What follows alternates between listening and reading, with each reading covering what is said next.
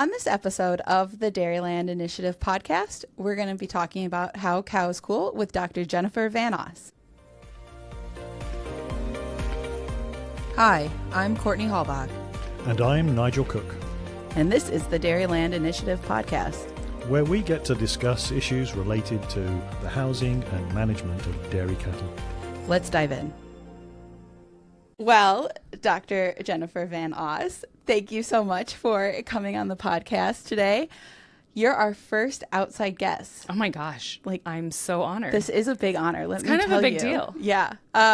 We've had Terry, and Terry was a little uncomfortable sitting in Dr. Cook's spot, but you are filling it in very nicely. I'm very flattered. Thank you for having me. We've been working together now for seven years. We first started to get to know each other when you came to a Dairyland Initiative workshop, right? Yes, and I think, of course, you can cut this part. I'm supposed to not make you cry, right? No, you can. You can make me cry. Yes, I remember. It was May 2018. I started in March 2018. And you invited me to come up to Green Bay for an adult cow and young stock ventilation workshop. You know where I'm going with this. It's okay. We'll go. Yeah. Okay, because we can take a break. Yeah, take a break. We can take a break. But so I remember that you were running the workshop. Dr. Cook was speaking. Dr. Olivet was speaking. And Dr. Ken Nordland. Yeah. And that was the first time I'd met him in person. Of course, I had read his work. And I feel really grateful that I got to see him do his thing. Well, and I think that was one of the last ones that he helped with, too. Yeah. So you got him on a good workshop day. Yeah.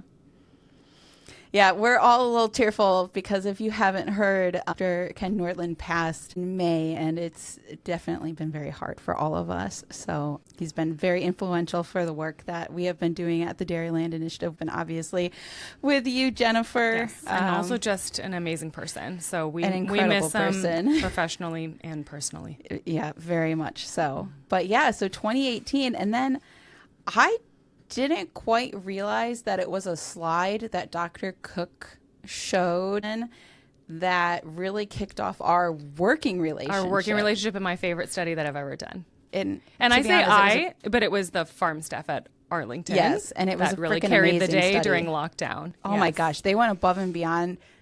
The whole university was shut down, and somehow they let this study fly. Yes, they were amazing. So I guess we should back up and talk about this. Yeah. But I often tell this story, and I put a little picture of Dr. Cook on my slide with a thought bubble. But yes, it was at this workshop in May 2018 in Green Bay when he was talking about adult cow ventilation, and he mentioned a behavioral response or a pattern that you guys had observed when you go out and you do these farm assessments, where he was showing an example in a bedded pack where cows were lying in the airstream from a fan. And so he was explaining that cows respond behaviorally to high-speed air and that they prefer it and seek it out. And I remember raising my hand and saying, oh my gosh, that's so amazing. Do you have data to show this? Because I had done work previously in California on cooling cows primarily with soakers.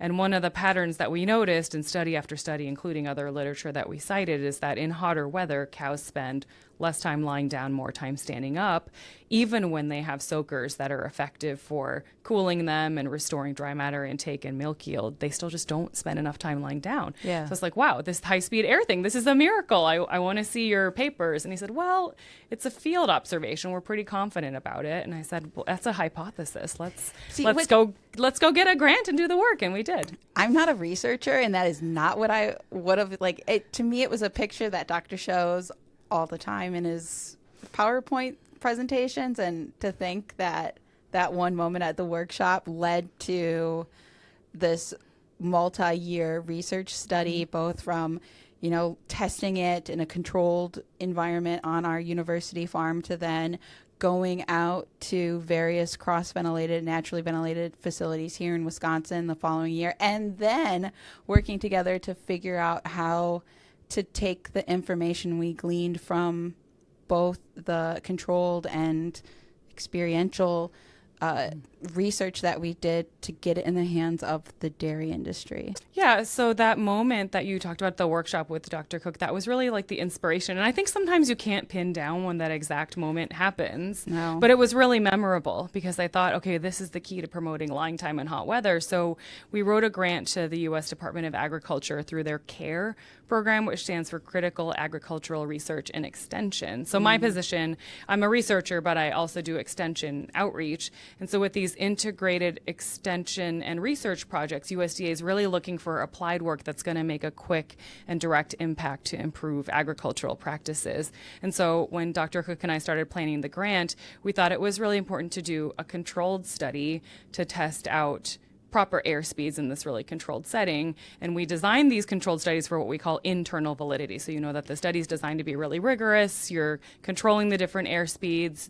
We had 1-to-1 cow to stall stocking density. It was great. Yes, it turned out really beautifully. And then we also did this study across private commercial Wisconsin dairy farms, and that's for what we call external validity. So the stuff that we did here in our research farm, does that then translate to this real life setting where maybe there are a few too many cows per stall, and there's other realistic constraints, right, on a real working dairy farm that we don't have that kind of situation in our research farm. We want to see if that translates. And so I think it was really important to combine those. But then as part of that on-farm study, we also gave those data back to the participating farms with these feedback and troubleshooting reports that you and Dr. Cook worked really hard to put together to have these practical nuggets of take-home information. So what should you do now that you know the air speeds in your stalls and you know your cow's lying times and your cow's body temperatures?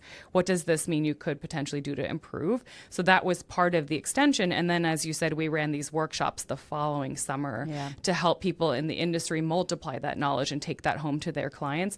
So to me, I liked it for a lot of reasons. It was the results that we got and what we learned from doing it, but also this really nice combination of the research and the extension. So it really felt like we were doing something practical that could make an impact in the industry, which is exactly what that USDA CARE program is for. So for me, it was a really wonderful experience as my first USDA funded grant as the new faculty member, and to start working with you and Dr. Cook. It was a really nice way for me to kick off the heat stress part of my research program. And I couldn't agree more. And I'm partially biased. I think it's had a huge impact on the dairy industry across the world. And just the emails I get from people saying, hey, you know, I'm having issues with ventilation and heat abatement. You know, how do I go about troubleshooting this? And I can say, well, we've got this beautiful assessment sheet that we've created with Dr. Van Oss and give it to them. So it's been really rewarding to see how that research was able to translate to practical recommendations in the field, and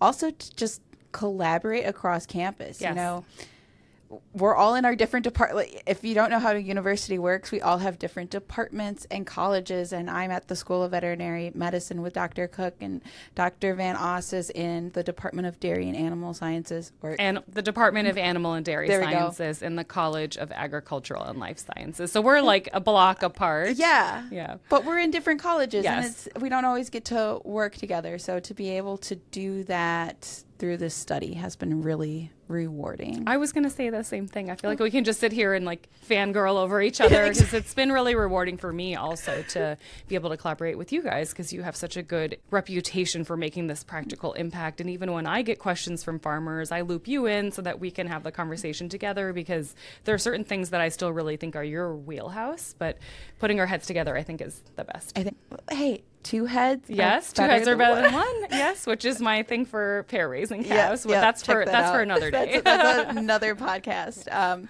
But today, you know, I wanted, just as Jennifer was saying, you know, some of the ventilation stuff, it might be more in our wheelhouse, but the welfare side of heat abatement and how cows cool and using water are all things that are definitely in your wheelhouse. And since it is June and it's getting hotter here in Wisconsin, I figured this would be a timely podcast to have you come in and talk about some of those things. So, you know, people hear about at THI of 68, cows are feeling heat stress. And I don't know. Do you want to expand on how do we use THI? So THI is an acronym that a lot of people in the dairy industry are probably familiar with. It stands for Temperature Humidity Index. It's a really simple formula that combines air temperature or dry bulb temperature and relative humidity. And it was actually originally developed for humans. Okay. So it's a heat index that lets you know effectively how hot do you feel, taking into account not just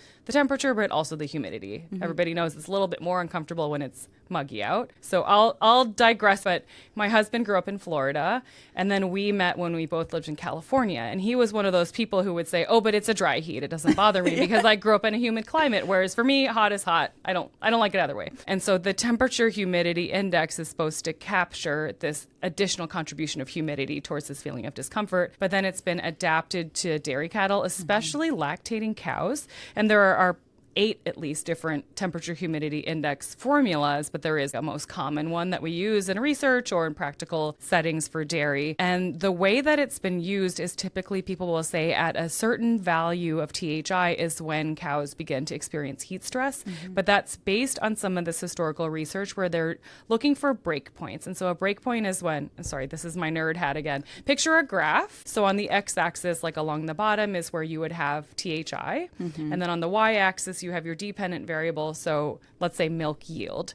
And so if you're looking for a linear relationship where as THI increases, milk yield drops, a breakpoint is when that relationship shows this abrupt change. Yeah. So maybe milk yield is relatively stable or just going down a little bit, and then at that breakpoint, it starts to really tank.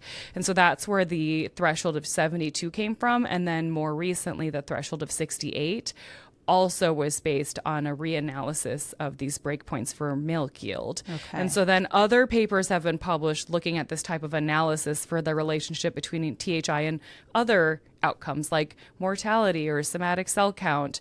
But you can also look at what I would consider more immediate term or short-term responses, like a cow's body temperature or respiration rate would be a better indicator, because milk yield is actually a pretty late downstream consequence of heat stress. And so when people say heat stress starts at X THI, I think it's important to understand how that came about and what we really mean when we say that.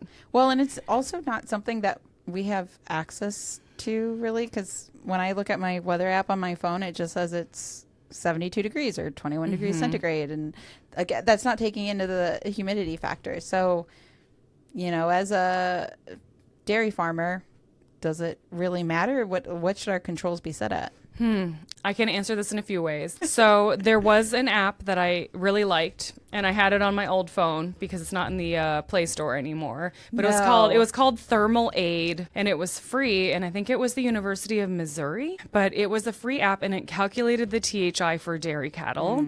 And what I really liked about it was that it had a little stopwatch built in to calculate respiration rate.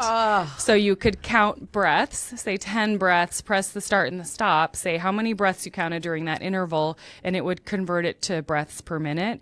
So I really liked it because it gave you the THI calculation for dairy cows, and it allowed you to record this animal-based indicator.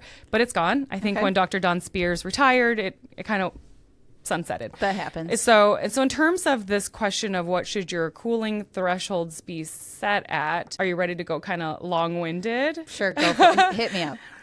So for me, I guess as some background, my training is primarily in animal behavior or applied animal behavior, which is understanding from an evolutionary perspective what's part of an animal's natural behavioral repertoire, what's the sort of adaptive advantage, and then how do we take this sort of evolutionary concept and then apply it to these modern settings where we're keeping animals safe for production. And so I apply animal behavior towards understanding animal welfare. And that's why in a lot of the studies we do, we're looking at behavioral outcomes like lying time or lying and standing patterns and other things. So of course, we also collect production indicators and physiological responses, but I'm primarily trained in behavior. Yeah. So my perspective on heat stress, I think, is a little bit different than somebody who might be really focused on production or other types of outcomes. So we do measure that, but what's primarily driving me is what is the cow's perspective? What is she experiencing? So the motto that we have in my lab. Individual cow. Yeah. So animal welfare is at the individual level. So what is that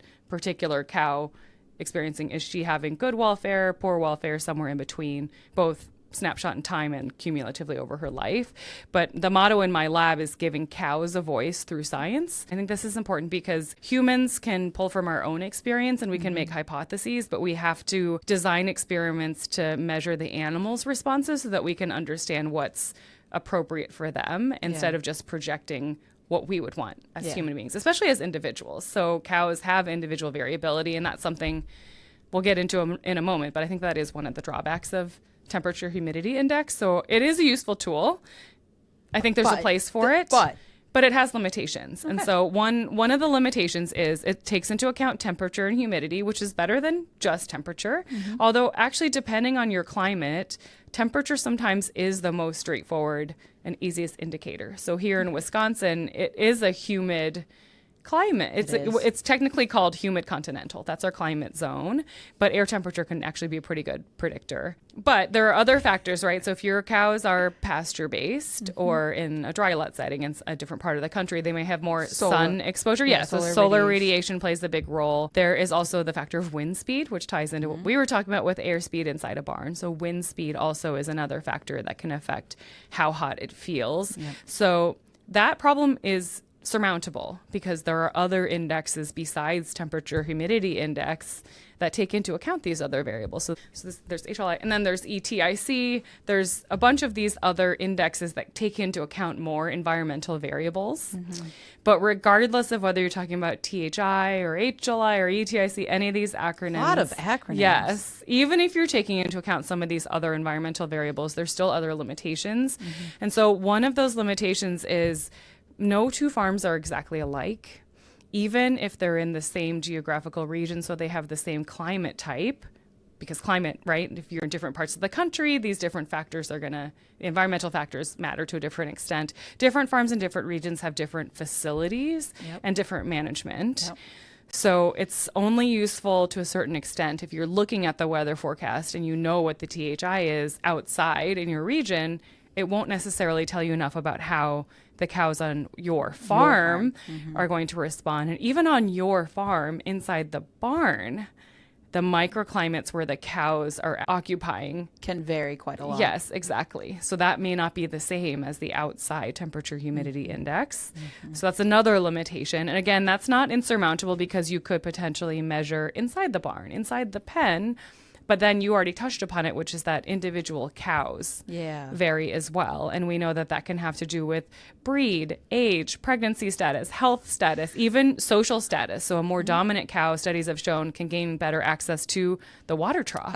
Seen a few of those girls in my day. Yep. And so there's a lot of limitations with those environmental indexes. And so I think we should give cows a voice by asking them whether they need additional intervention. So that's one point. And so then I guess related to that, what I see as a big limitation of just using these thresholds where we've traditionally identified the breakpoints based on, say, milk production is two things. One, we're talking about an average response. So these studies that calculated these breakpoints, they're talking about on average. And so it's not taking into account individuals who may be more sensitive to the heat. And then the other thing is if we're talking about something like milk production, that is a very late downstream consequence. And so ideally you'd want to intervene earlier, right? Prevention's the best medicine. Exactly. Hey, that's what we teach our vet students.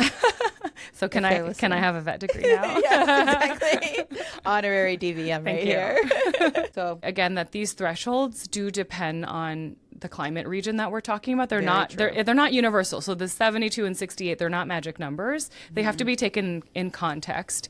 And I think that that's been especially elegantly shown through the work of our collaborator, Dr. Jimena Laporta, where she's done studies both in Florida, which has a subtropical climate, and here in Wisconsin, where we have a humid continental climate, where she's looked at calf breakpoints based on respiration rate. And so I like that for a couple of reasons. One is we need more research on other life stages besides lactating cows, because cows go through a lot of different life stages, and we're missing some data for some of these important age classes.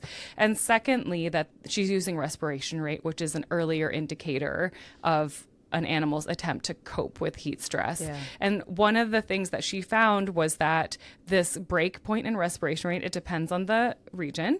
So that THI threshold is lower in Florida than it is in Wisconsin because they don't have overnight cooling. No. So even under average conditions that we would consider more comfortable, the calves are already showing these signs that they're trying to cope. They don't get the relief. Compared to here in Wisconsin, Yeah. where so it's 65 on average in Florida for calves compared to 69 here in Wisconsin for calves. THI of 69. THI, yes. But I think the other nice thing it's showing is this point that I made about the age classes, which is that calves do feel the heat too. So even though I completely agree that lactating cows deserve our focus because they are very vulnerable to heat stress since they're producing so much body heat, but that doesn't mean we should ignore the other age groups. Calves also show the And same kind of heifers. response. Yes. And that's where we still see this knowledge gap, and we want to continue to do more work is on growing heifers, which is a huge blanket term that describes about a year and a half of their life. Yeah. So who knows? So when does heat stress really begin if you're saying I can't say a THI of 68 or 72? So I'll give you my opinion, which I think not everybody agrees with, or at least we hear a lot of different definitions in the literature and when people are giving presentations. I think when people say heat stress, that term means a few different things depending on who you're talking to. So I'll tell you what I think. Okay. And so this diagram that you're seeing was one that I adapted for a book chapter that Dr. Cook asked me to write a few years ago, but I did not pull this out of thin air. I Okay. found this in a textbook from 1968. Oh my So gosh. somebody before I was born was having these ideas. So this is not something That you radical just- and Nope. new. It's been around It's a out while. there, yes. And Maybe so as long as Dr. Cook. you can cut that part. Oh, don't worry. Okay. No, that stays in. Okay. So I found a book chapter from 1968.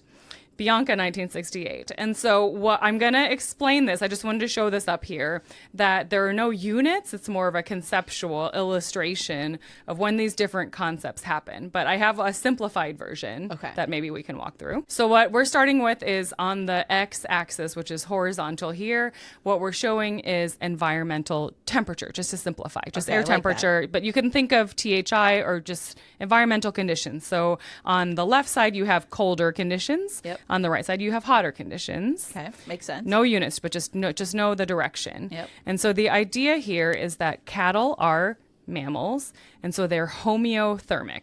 Okay. We're homeothermic. Cows are homeothermic. Dogs and cats, any mammal, anything that you would consider warm-blooded. Okay.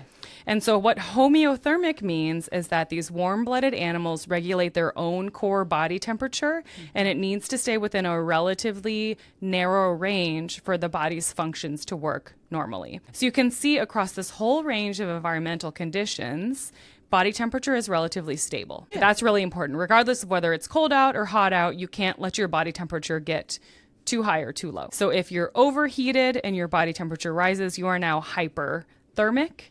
If you're too cold and your body temperature drops, you're hypothermic. I think when I go into my sauna, I get hyperthermic. But you enjoy that. I really enjoy that. Side note. So that's what homeothermy is. But then we have this concept of thermoneutrality. And I hear a lot people saying that as long as cows are in thermoneutral conditions or as long as cows are thermoneutral, that means they're not heat stressed and they're comfortable. And yeah, and that's this what I is hear where all I the time. disagree. I disagree because I hear this a lot. Again, this is based on Bianca's chapter, which I agree with his proposal here. The idea of thermoneutrality is there is a specific definition. So the thermoneutral zone is bounded by the lower critical temperature and the upper critical temperature, and those are environmental temperatures. But within that range, the thermoneutral zone for an animal, depending on the species and the life stage, that is the range of conditions in which the animal doesn't have to change their metabolic heat production to maintain homeothermy or maintain their proper body temperature. So they can rely on different strategies that don't require extra energy expenditure. But then once you get out of the thermoneutral zone, in order to maintain core body temperature in that narrow range, the animal starts to employ strategies that take more energy. Yep. So that's what thermoneutrality is about, but that's not the same as comfort. So people conflate those two. They say as long as the animal's in the thermoneutral zone, they're She's comfortable. Yes. And I see this all the time, like where you see those different cutoffs based on THI indicating comfort. Yeah. So cows, are ruminants. We Yep. know that this process of ruminal fermentation produces a great deal of body heat. And so if we're thinking about cows starting to become hot and they're trying to maintain their body's thermal balance, they need to avoid producing too much excess body heat. And this is part of why we see this drop in dry matter intake in hot weather. So even though it's an undesirable response from a production perspective, because if cows eat less, they're producing less milk, it's actually an adaptive response. And so this is a way where animals will change their heat balance through these behavioral strategies. Makes sense. So then this last part that I want to show on this diagram is what Bianca proposed as this range of thermal comfort. So what you'll notice is that it's much narrower. So Very much. much narrower than the thermoneutral Just zone. imagine a big slide and you had the arrows going to either end, and now we've cut it in half. So it's a narrower band of conditions. The idea here is that in the thermal comfort zone, animals are in the thermoneutral zone. They're also maintaining homeothermy, but it's a narrow range of conditions. So it's not as cold as the lower critical temperature. It's not as hot as the upper critical temperature. So this is where I really want to challenge this idea of as long as animals are thermoneutral, they're comfortable. Because what Bianca proposed and what I agree with from an animal welfare perspective is that that range of thermal comfort is narrower.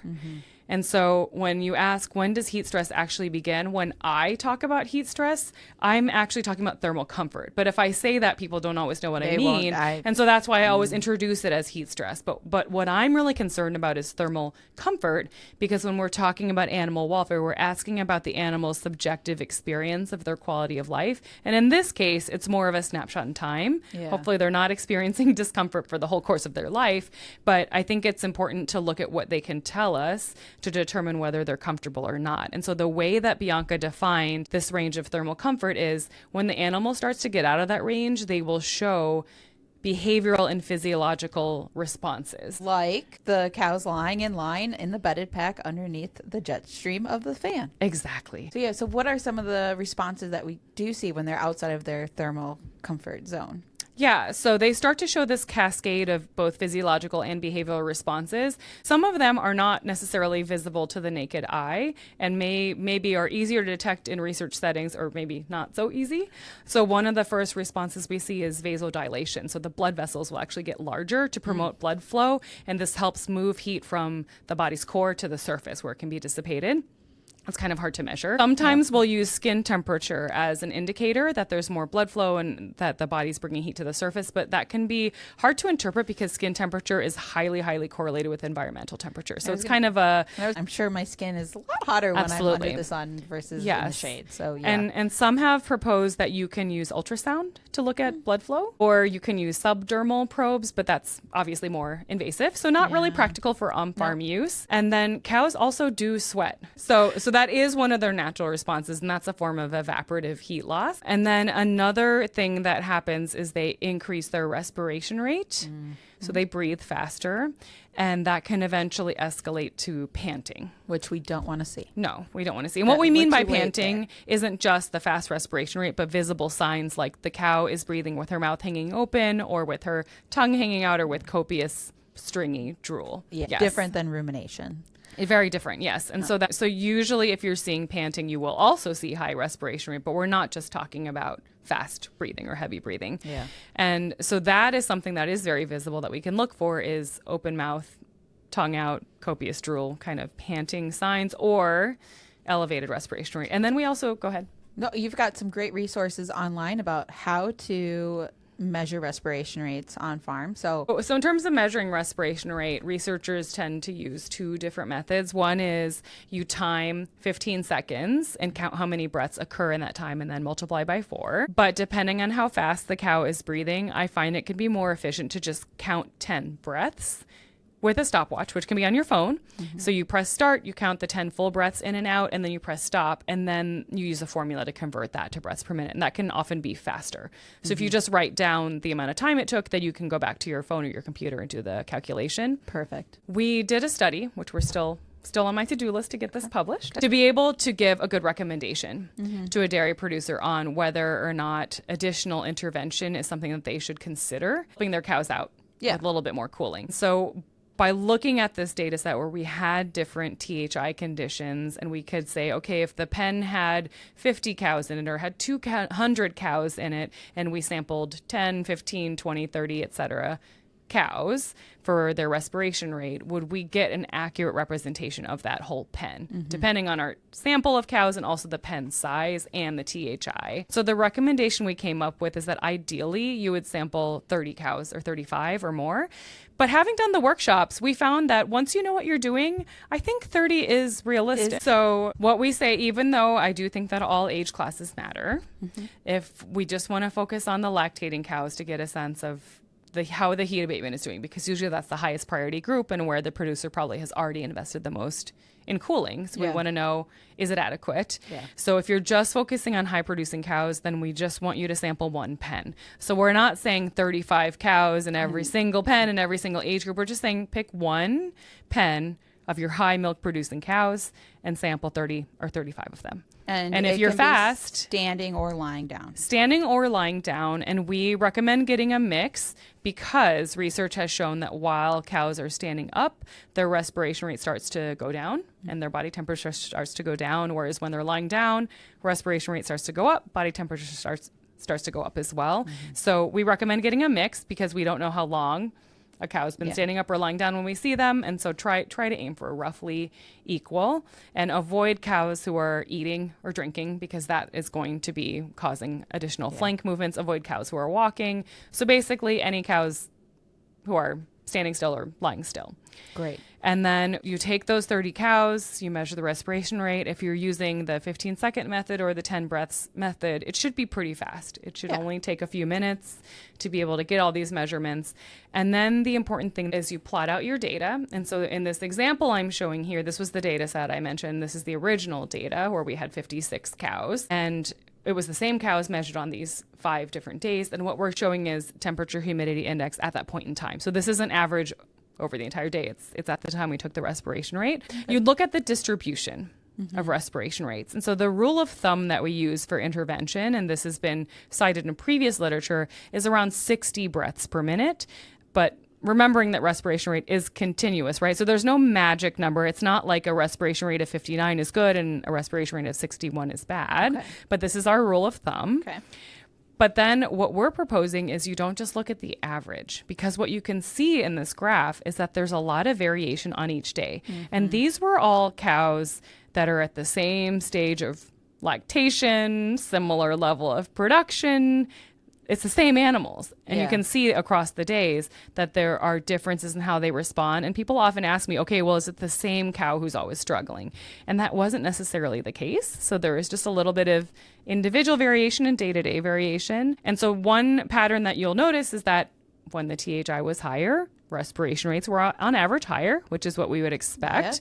But the other thing to note is that if you look at the average, in this case, we've noted the median, so half the cows are breathing faster, half the cows are breathing slower. That tells you a different story relative to that 60 breaths per minute cutoff compared to if you look at the top quartile. So the 25% of cows who are breathing the fastest. And so after having some conversations with Dr. Cook, we decided that if we're thinking about animal welfare, which is at the individual animal level, we would risk more animals being uncomfortable unnecessarily if we're looking at the median or the mean. And so we're suggesting that people look at that top quartile and decide whether or not additional cooling is warranted based on that top quartile. So what you can see in this graph is on that coolest day where the THI, this is at 2 p.m., was 68.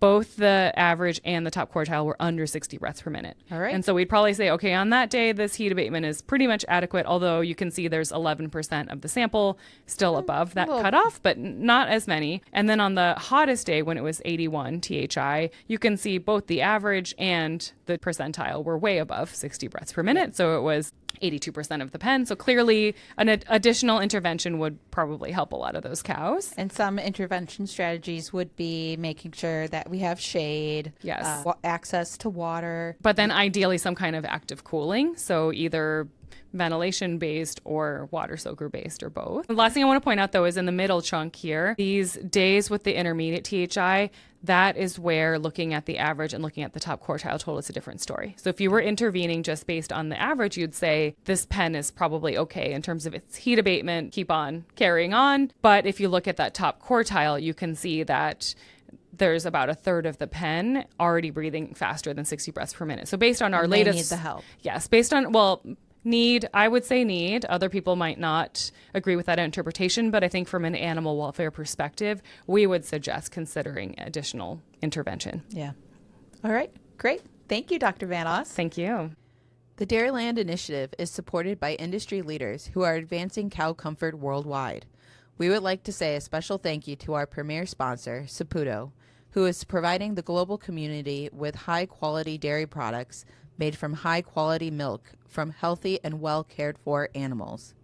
We'd also like to say thank you to our other sponsors, SaveCows.com, Zinpro, GPS Dairy Consulting, 40 Barn, SureGain Trow Nutrition, Munters, J&D Manufacturing, VES Artex, Ventec, and Kestrel Instruments. Thanks for tuning in to the Dairyland Initiative podcast. Want more Dairyland Initiative? Be sure to subscribe to our podcast, follow us on our socials, and visit our website for all of the latest recommendations in dairy cattle housing and management. See you next time.